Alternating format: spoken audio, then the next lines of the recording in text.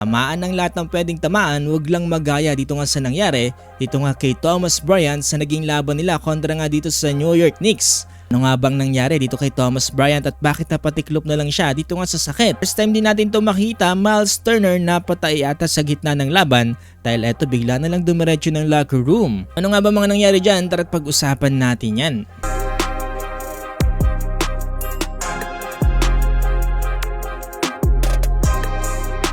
So, eto na nga ang second game ng Eastern Conference Finals sa pagitan nga ng New York Knicks kontra nga dito sa Indiana Pacers. Susubukan nga makabawi ngayon dito nga ng New York Knicks dito nga sa kanilang home court matapos nga silang talunan itong game 1 dito nga ng Pacers. Eto dito na kagad tayo sa first quarter. Eto pambungad na 200 slam dunk binitawan dyan dito nga ni OG Anunoby dito nga para sa New York Knicks. Pero nasundan yan dito nga ng napakagandang kartada dito nga ni Pascal Siakam para nga dito sa Indiana Pacers. Grabe, parang naging Pascal Siakam versus New York Knicks dito nga sa opening quarter. Lupit pa ng no-look pass dito nga ni Tyrese Haliburton dito nga para kay Pascal Siakam dito nga para sa kanyang dunk.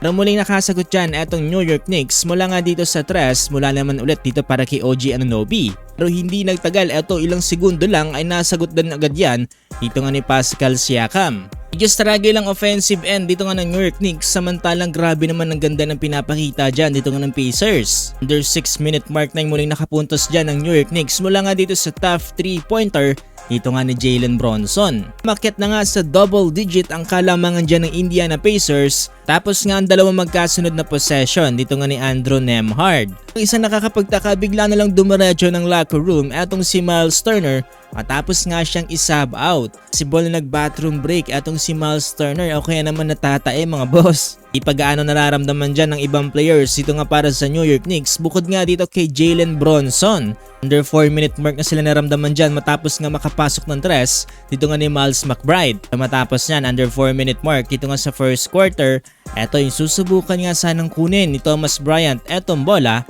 hindi naman inaasahan na tinamaan yung kanyang private part dito nga sa pag-attempt na magkaroon nga ng steal. Sa sobrang sakit niya mga boss, eto na milipit sa sakit. Etong si Thomas Bryant, napatiklop na lamang siya dito nga sa sobrang sakit niyan. Hindi rin siya kaagad nakababa niyan dito nga sa kanilang play, kaya naman napatawag din ng timeout etong Indiana Pacers. Matapos nga makapasok ng tres si McBride, eto unti-unti naman nagkaroon na ng momentum dyan etong New York Knicks. Sa panguna pa rin yan dito nga ni Jalen Bronson. Matapos ang first quarter, eto bumalik na rin agad etong si Miles Turner matapos nga niyang mag-bathroom break.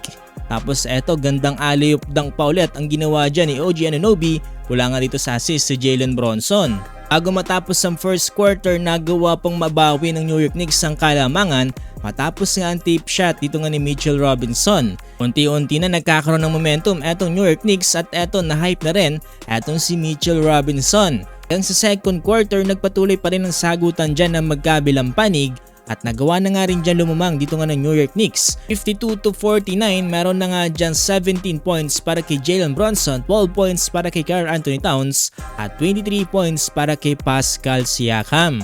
2 points lang para kay Tyrese Haliburton. So let's see kung magagawa na nga ba makabawi dyan ng New York Knicks dito nga sa laban na to. At kung gusto niyo pa ng more basketball updates ng NBA playoffs, huwag niyong kakalimutang i-follow itong ating page.